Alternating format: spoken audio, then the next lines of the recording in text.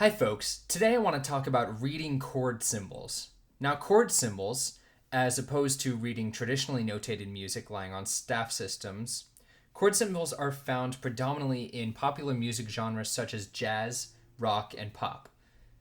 You'll encounter them if you are playing with jazz groups, worship bands, garage bands that are using lead sheets, fake books, or chord charts that specify the harmony of the songs, the harmonic progression. Sometimes they'll show lyrics with them, or typically they will. Other times they'll have a skeletal structure just showing the repetitive patterns within the harmonic structure.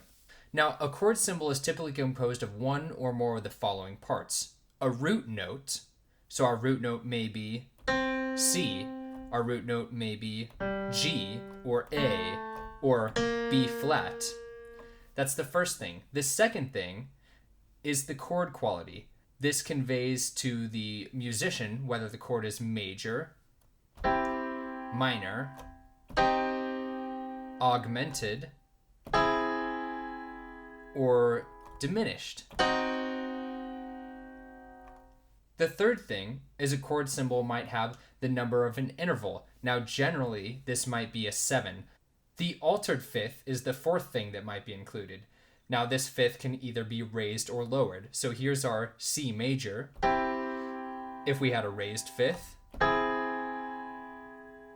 here's our C major again. If we had a lowered fifth. And the final thing is the chord symbol might contain an additional interval, such as 11 or 13 or 9, as in add 11 or add 13 or add 9. So here's our C major, and here's our add 9.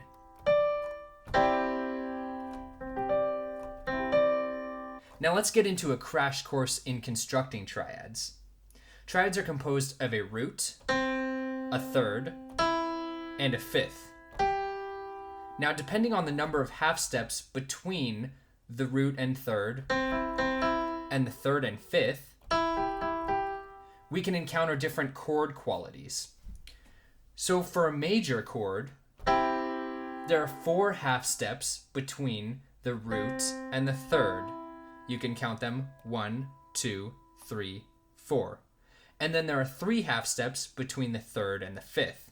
Count them 1, 2, 3.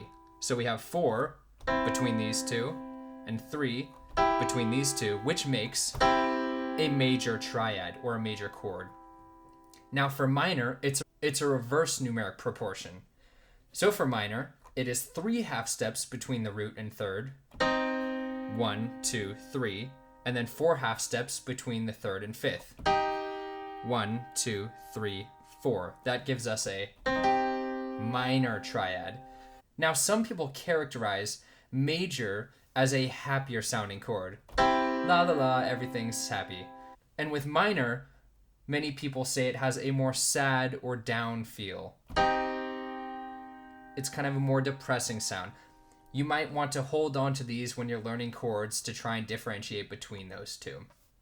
Now these ratio of half steps can be applied to build any major or minor chord. Let's say we want to build a B flat major chord. So we find our B flat. Now we build our chord. We need 4 half steps to the third, and then 3 half steps to the fifth to build a major.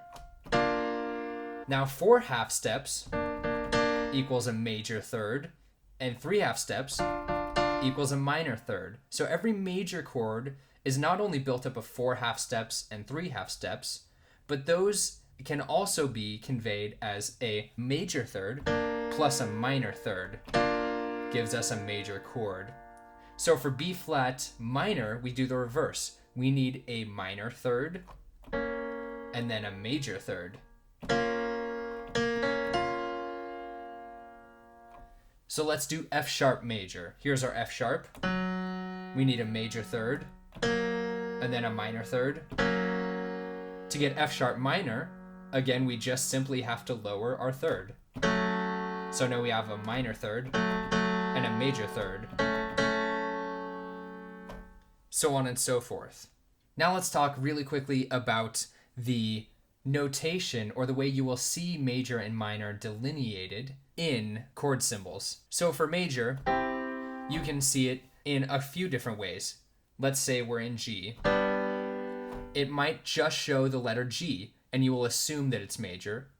It might also show G with a triangle after it. That also means major. And finally, you might see G with a capital M next to it. That is also major. For minor, there are a couple ways as well. For G minor, you'll either see a G with a lowercase m next to it, G minor, a G with a subtractive symbol or a dash next to it, that also means G minor. And in some very, very rare cases, you may see a lowercase g with nothing next to it, indicating G minor. But that is extremely rare. Typically, you only see it in music theory books or, not written music that you'll be performing. Moving on, let's talk about add two chords. These chords can show up as, for instance, the letter G and the words add and the number 2 next to the symbol, or it might just show up as a G and a 2 after the letter. G add 2 would look like this. We have our G major, and we simply add the second scale degree to that chord. We have our root, third, fifth, add the 2. Now you might come across something that says add 9. Add 9 is technically, you're using the same scale degree, but it's up the octave. So you're throwing the A up here. So here's our G, add 9, add 6, same principle. Our G major, add 6. Add 4, G major, add 4. Now let's talk about suspended chords. You will see these. Let's take our G chord again. You might see it labeled as G SUS 4, the number 4, or you might see it as G SUS. Now generally when you see just a chord and then an SUS or a sus after it, it generally means suspended 4, but sometimes you have to use your best judgment and look at the musical context to determine which one the artist would like. So here's our G. A sus 4 replaces the third with the fourth note of the chord. That's our sus 4. Or generally speaking, in most cases, that would be G sus as well. Here's our G chord again. A G sus 2 is the same thing, but replacing the third with the 2. And you'll notice that these have this desire to resolve back to the third.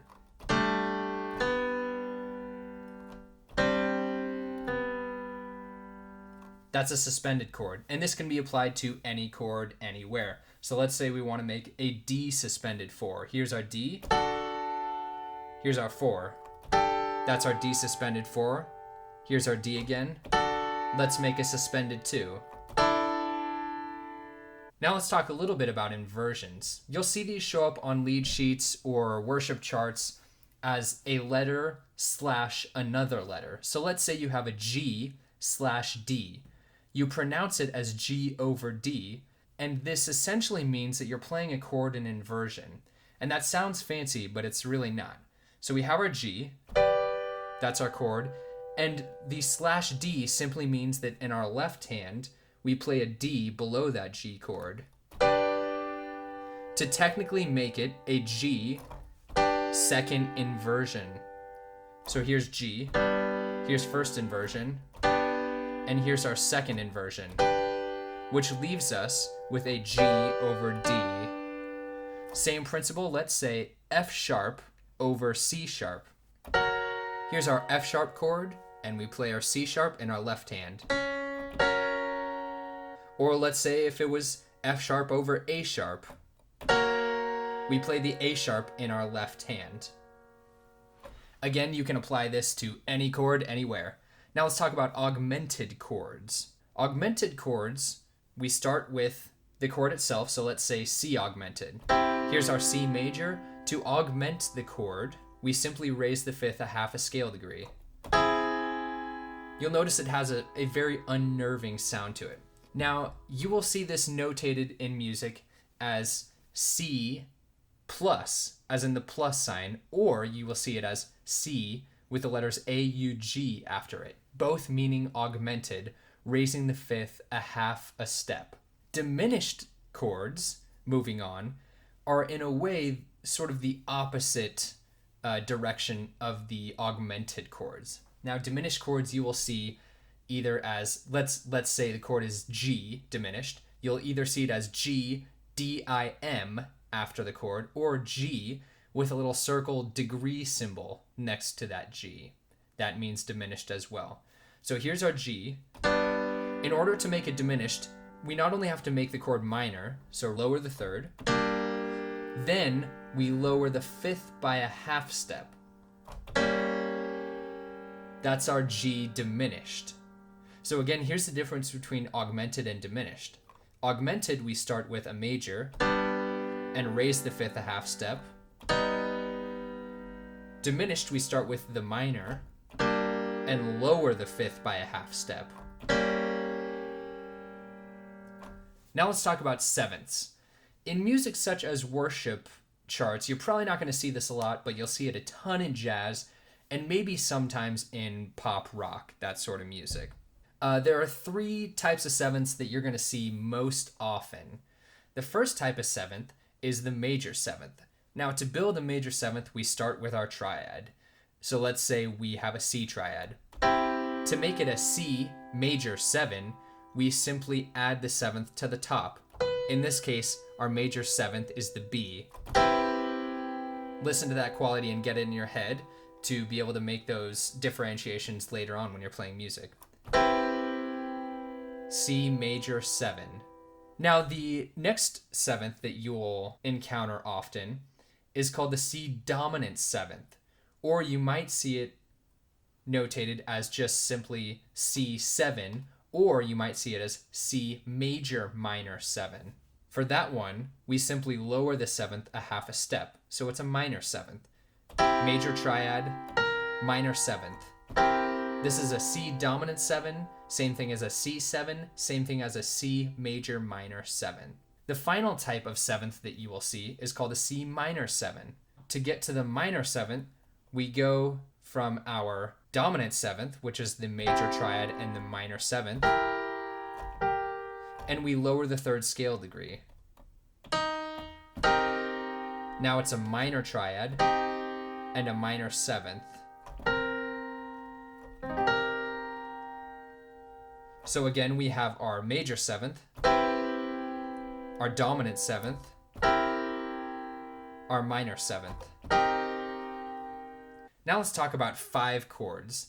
This is probably the last interesting chord that you will see in popular contemporary chord symbols. If you see a G5 or a C5, an A5, F sharp 5, whatever note with a 5 after it, it means you only play the root and the fifth with no third. So an F5 would be the root and the fifth. G5, same thing, root, fifth. A D5, D, fifth. That's my quick crash course into reading chord symbols on the fly. If you have any questions, let me know in the comments section below. Let me know if you'd like to see any other music tutorials. I'll be glad to make them and throw them up on YouTube. Hope you enjoyed. Have a good one.